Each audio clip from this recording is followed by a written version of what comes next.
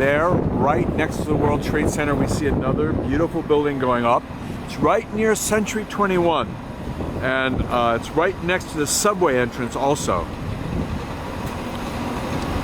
Just makes a lot of sense that they're putting up a building there now. There were a lot of buildings, small buildings, in that area for decades, and they waited for the right opportunity, and now with financing like super low, it makes sense to put up buildings now because you can get the financing easily, and the financing is super low. And this is just to show you where it is, show you how close it is to the World Trade Center. So that's where it makes a lot of sense to have a building like that around here. Right next to the chapel. All this development is going on in Lower Manhattan.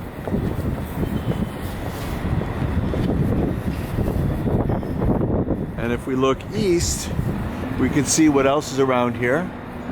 All the other developments that are going on. You can see here, these developments. Tall buildings going up.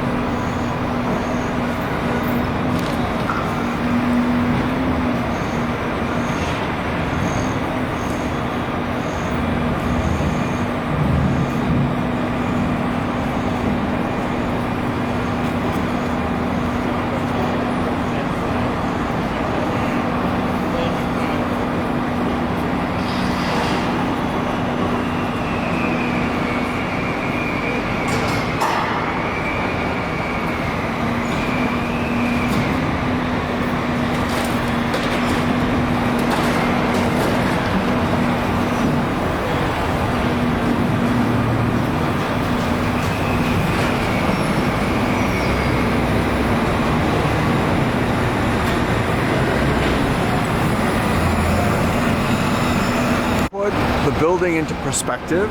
This is a chance to see the area around the building. This is Broadway looking north, and you can see the building with the copper top is the Woolworth building,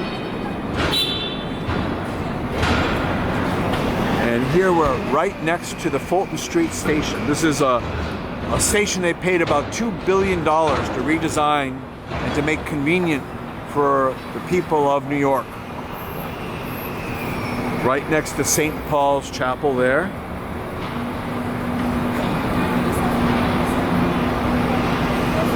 And this is like very central to New York right here, to the downtown area of New York. Just to show you where the building is. 1 block away from the World Trade Center. And very close to Century 21. Now, Century 21 has recently closed down. And just due to the economic situation and everything being shut down. So my theory is that all these buildings here and the Century 21 building are eventually going to be used for a much bigger building. You can see here these buildings that Century 21 occupied are probably going to be sold and used for another large project. I think the big impediment to doing the redevelopment was Century 21. And now that Century 21 is no longer here, I think these buildings are going to be redeveloped just like the corner was redeveloped. And as I mentioned in other videos, one of the big problems in Manhattan is acquiring the property. I mean, most people know the value of the property. They don't want to sell. And in this environment, it's prompting many people who are reluctant to sell because there's nothing they're going to do with it. You can't have a business operating right now. You got to pay taxes, and New York City taxes are very high for a commercial establishment because the city is valuing all these buildings based on 2019. So you might have $300,000 a year in property taxes, $500,000 a year in property tax has to be paid. And so where does someone come up with the money? If someone has an extra $1 million lying around to pay the taxes, great.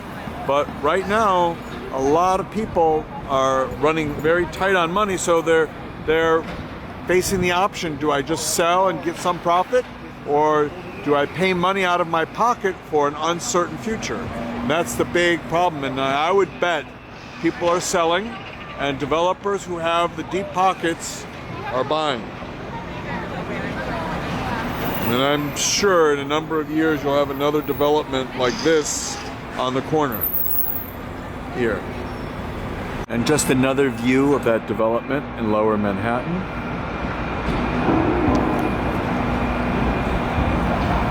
It took them decades just to develop these that space.